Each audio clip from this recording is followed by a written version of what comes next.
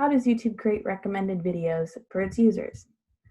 I'm pretty sure that all of us have used YouTube at least some point in our life, whether it's to watch a music video, get some homework help, or simply just to have some entertainment.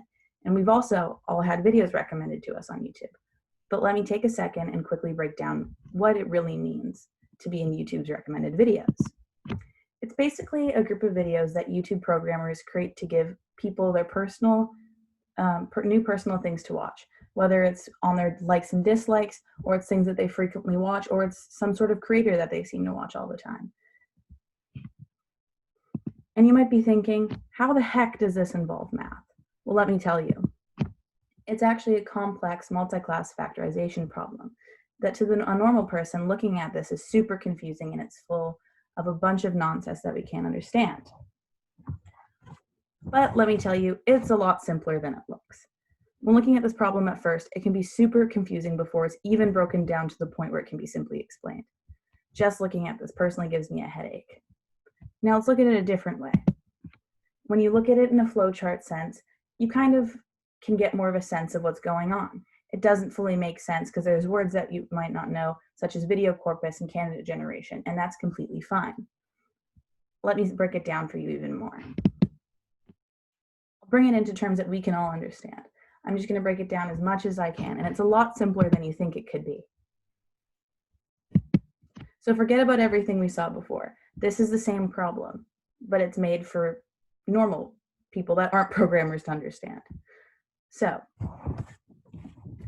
I like to explain the problem by thinking of it in sections. We start with every video on YouTube, which is millions and millions of videos. Then you subtract all the videos that would not correspond with the user's normal choice of video, such as based off their watch history, content from frequently watched creators, and so forth. This giving restrictions to the problem.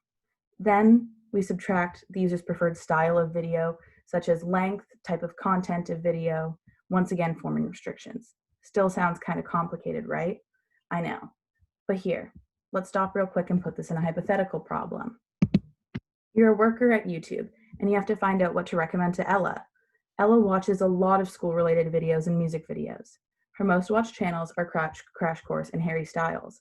The videos she watches tend to be about 3 to 10 minutes, meaning she prefers shorter videos, so the problem would look something like this. All the videos on YouTube is what we always start with. Subtracted by any video that isn't school or music related is her basic preference. Subtracted by any videos longer than 10 minutes and not related to or to do with Crash Course or Harry Styles, because those seem to be her favorite things that she watches and the things that most commonly come up on her history, equals Ella's recommended. This algorithm basically just takes a user's set preferences from their use on the app and will narrow it down their recommended from there. In real life, when they're working as programmers at YouTube, it's a lot more complicated than what I showed here. But looking at it in our own sense, we can understand where our recommendeds come from, and it's a lot more simpler than we ever could think it was.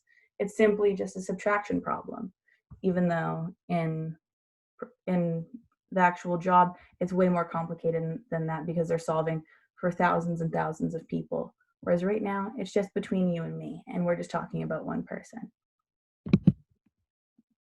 Thank you.